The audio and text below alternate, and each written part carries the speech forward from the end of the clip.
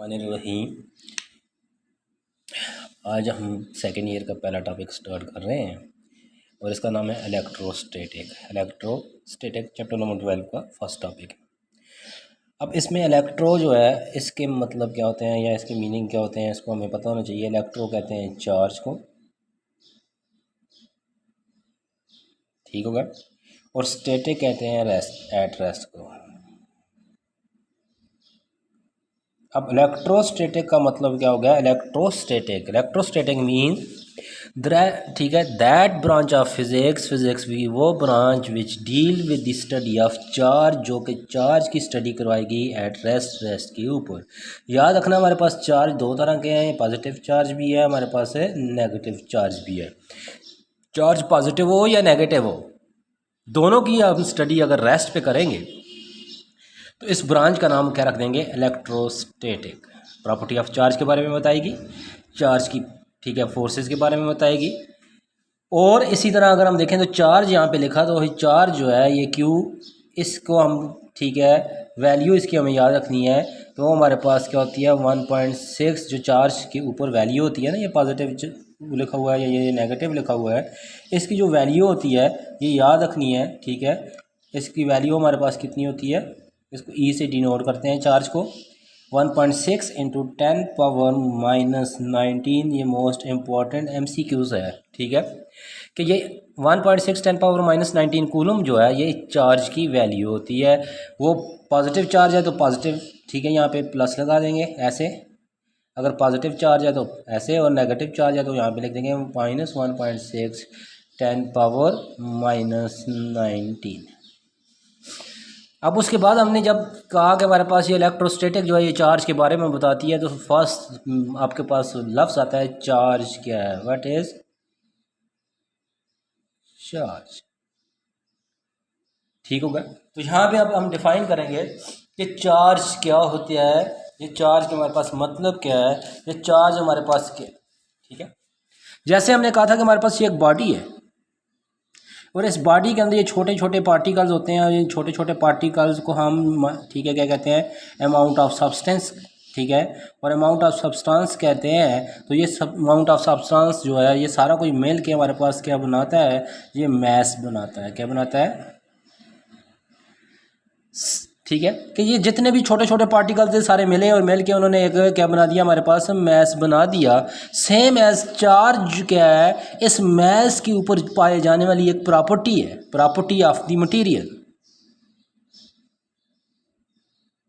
Property of the material,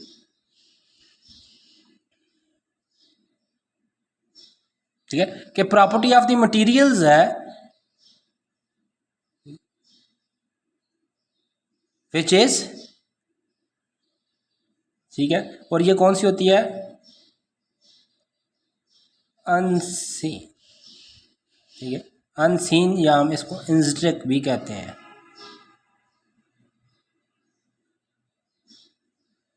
कि ऐसी property है जो कि मख्फी होती है, ठीक है। मख्फी का मतलब क्या होता है? अंदरूनी प्रॉपर्टी होती है, किसी भी चीज़ के अंदर पाई जाती है टेस्ट करने के ऊपर, ठीक है। टेस्ट करते हैं जब हम, तो देन वो हमें क्या होती है, फील होती है। अगर एक चार्ज में टेस्ट चार्ज लेता हूँ, वो पॉजिटिव चार्ज है, तो देन यहाँ पे कोई जो बॉडी पड़ी हुई है, इस बॉडी के ऊपर जो चार्ज है उसको मैं कैसे यहाँ पे क्या करूँगा, डिफाइन करूँगा, या कैसे उसको मैं फाइंड करूँगा, तो मैं इस टेस्ट चार्ज को इसके करीब लेके जाऊँगा। अगर ये पॉजिटिव हुआ तो ये इसको क्या कर देगा, रिपेल कर देगा, ठीक है। इसका मतलब पॉजिटिव चार्ज को रिपेल करता है, और सेम अगर ये नेगेटिव हुआ तो ये पॉजिटिव चार्ज को क्या कर लेगा, आपस में अट्रैक्ट कर लेगा। तो इसका मतलब ये हो गया पॉजिटिव नेगेटिव को अट्रैक्ट करता है। तो इसकी मतलब ये हो गया कि आपके पास ये वो प्रॉपर्टी ऑफ द मटेरियल है जिसकी मदद से हम बता सकते हैं कि हमारे पास जो पार्टिकल्स जो है ये पॉजिटिवली है या नेगेटिवली है। अब इसमें मैंने एक लफ्ज़ इस्तेमाल किया कि मैंने कहा कि ये मख्फी है, इंस्टेक प्रॉपर्टी है, फील करवाने से ये हमें पता चलता है और ये टेस्ट चार्ज की मदद से होती है। तो यहाँ पे फिर क्वेश्चन आता है कि व्हाट इज़ टेस्ट चार्ज, के टेस्ट चार्ज क्या होता है, what is point charge, what is point charge, के पॉइंट चार्ज क्या होता है। तो ऐसा चार्ज जिसका मैस बहुत ही कम होता है and which does not effect, ठीक है, कि पॉइंट चार्ज हो या टेस्ट चार्ज हो, ठीक है। यूनिट्स लेस मैस मीन्स के इन, ठीक है, ऐसा मैस होता है उसका वेरी स्मॉल मैस, कि जिसका मैस बहुत ही कम होता है, विच डज नॉट इफेक्ट,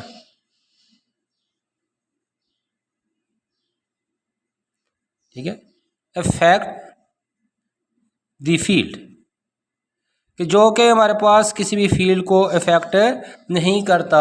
इस तरह का जो हमारे पास चार्ज पाया जाता है, इस चार्ज को कहते हैं, दैट इज़ हमारे पास ये कौन सा चार्ज है, ये यूनिट पॉजिटिव चार्ज। और याद रखना टेस्ट चार्ज भी इसी को कहते हैं, टेस्ट चार्ज भी इसी को कहते हैं।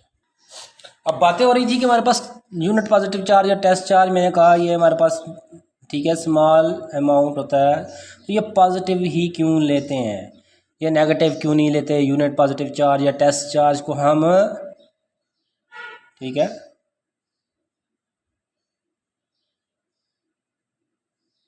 ये क्वेश्चन में पूछता है कि why we take unit positive charge या test charge as a positive, why we not take its negatively. तो उसकी रीज़न क्या है, उसकी रीज़न को यहाँ पे आपने देखना है, उसकी रीज़न को आपने यहाँ पे डिस्कस करना है। और उसकी रीज़न क्या है, उसकी रीज़न ये है कि ये जो यूनिट पॉजिटिव चार्ज लेते हैं, ठीक है, इसकी सबसे बड़ी खुसूसियत ये है कि ये तो एक इफेक्ट नहीं करता फील्ड को, ठीक है, does not effect field, does not effect experimental value, ठीक है, कि एक्सपेरिमेंटल वैल्यूज़ को इफेक्ट नहीं करता, ठीक है, स्मॉल मैस होता है। अगर ये नेगेटिव ले लें, क्या ले लें, नेगेटिव ले लें, तो देन ये क्या करेगा, इफेक्ट भी करेगा, क्यों, ये अट्रैक्टिव होता है। और अगर ये अट्रैक्टिव होता है तो ये सारी चीज़ों को अपनी तरफ खींचेगा, फील्ड को डिस्टर्ब करेगा, या फील्ड को डिस्टर्ब करेगा तो then we can not find the field, फिर हम फील्ड की वैल्यू को या फील्ड को या हम उस चीज़ को फाइंड नहीं कर पाएंगे। अब इसी तरह हमारे पास अगर हम ये देखें तो इन सारी चीज़ों के बाद जब चार्ज की बात हो गई तो कहता है फिर हमारे पास जो है वो लॉ जो है इस चार्ज को एक्सप्लेन करता है, वो लॉ जो इस चार्ज को एक्सप्लेन करता है कि चार्ज क्या है, ये चार्ज कहाँ पाया जाता है, या इस चार्ज के बारे में किसने बताया। तो यहाँ पे एक और भी चीज़ मैं बताने लगा हूँ, मैंने एक लिखा ये पॉजिटिव, एक के ऊपर मैंने लिखा नेगेटिव। पॉजिटिव चार्ज को हम कहते हैं proton,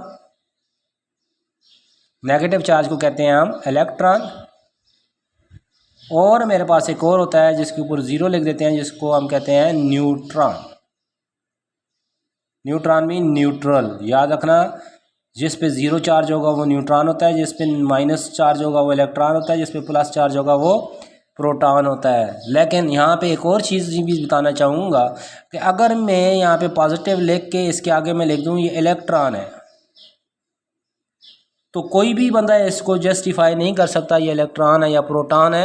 it is assumed value, ये अजम्पशन की वैल्यू है। तो इसका मतलब ये हो गया कि अभी तक हमें इस बात के ऊपर कन्फ्यूजन है कि पॉजिटिव चार्ज जो है वो इलेक्ट्रॉन होते हैं या पॉजिटिव चार्ज जो है वो प्रोटॉन होते हैं। क्यों, आगे जाके हम 21 चैप्टर में पढ़ेंगे कि ये जो इलेक्ट्रॉन होता है, ठीक है, ये इलेक्ट्रॉन, इसके दो पार्टिकल्स होते हैं, एक पॉजिटिव इलेक्ट्रॉन और एक नेगेटिव इलेक्ट्रॉन, ठीक है। पॉजिटिव इलेक्ट्रॉन को पॉजिट्रॉन कहते हैं और इसको हम कहते हैं इलेक्ट्रॉन। अब देखें इलेक्ट्रॉन और पॉजिट्रॉन का पेयर होता है और ये दोनों पेयर मिलते हैं और पेयर मिलने के बाद हमारे पास जो है ये एक इलेक्ट्रॉन की फॉर्म में जाते हैं।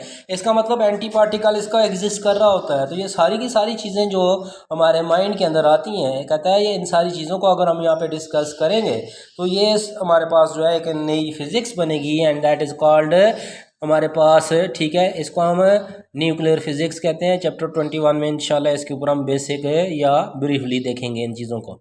तो यहाँ पे आज का ये सिर्फ टॉपिक था कि व्हाट इज़ इलेक्ट्रोस्टैटिक। उसके अंदर हमने देखा चार्ज क्या होता है, टेस्ट चार्ज क्या होता है। अब जब चार्ज, टेस्ट चार्ज, उन सब चीज़ों की बात की तो देन हम यहाँ पे इसमें एक छोटी सी चीज़ और डिफाइन करते हैं कि चार्ज हमारे पास पॉजिटिव भी है, चार्ज हमारे पास नेगेटिव भी है। ठीक है, तो इनमें देखते हैं कि हमारे पास जो है कि ये पॉजिटिव चार्ज है इसमें से फील्ड ऑफ लाइन निकलती है, नेगेटिव चार्ज है इसमें से भी फील्ड ऑफ लाइन निकलती हैं। तो क्या ये फील्ड ऑफ लाइन पॉजिटिव से कहाँ पे जाती है और नेगेटिव से कहाँ पे आती है? ठीक हो गया।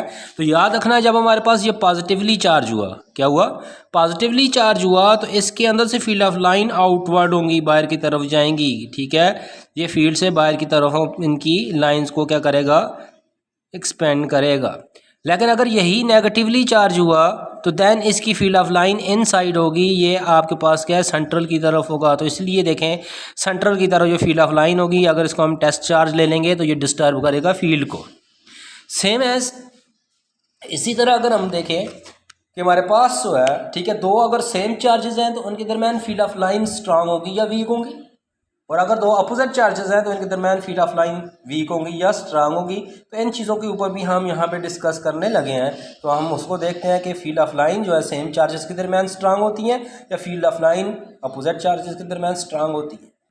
तो अब यहाँ पे हमारे पास कहता है कि मैंने कहा कि एक मेरे पास पॉजिटिवली चार्ज है, एक मैंने कहा मेरे पास नेगेटिवली चार्ज है। तो देखें positively charge field of line को इधर भेजेगा, नेगेटिवली चार्ज इनसाइड बैठता है वो इधर भेजेगा।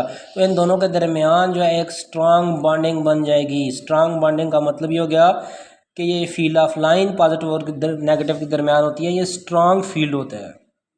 क्या होता है? Strong field. ये चीज़ आपने याद रखनी है।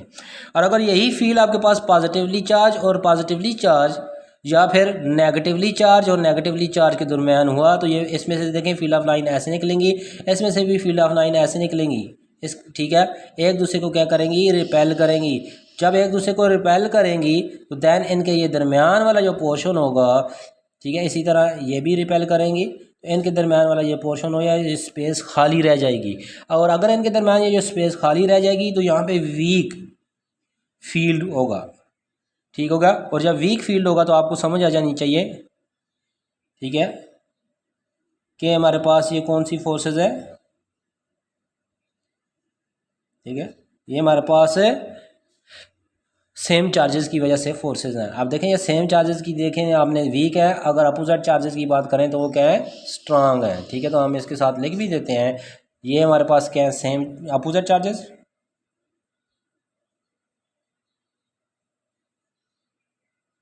और ये हमारे पास क्या है, सेम चार्जेस। तो सेम चार्जेस में क्या होंगी हमारे पास, ठीक है, वीक, अपोजिट चार्जेस में क्या होंगी, स्ट्रांग। अब दूसरी बात ये याद रखनी है, ये फील्ड ऑफ लाइन जो होती हैं ये टेंजेंट टू सरफेस होती हैं, टेंजेंट टू सरफेस मीन्स कि ये फील्ड ऑफ लाइन हमेशा टेंजेंट टू दी सरफेस होंगी, और जब टेंजेंट टू दी सरफेस होंगी तो ये स्फेरिकल होती है। ठीक है, ये स्फेरिकल फील्ड हमारे पास या स्फेरिकल फील्ड ऑफ लाइन होती हैं। ठीक हो गया, और इन चीज़ों को आपने माइंड में रखना है, ये आपके पास MCQs टाइप क्वेश्चंस में पूछता है। ठीक हो गया।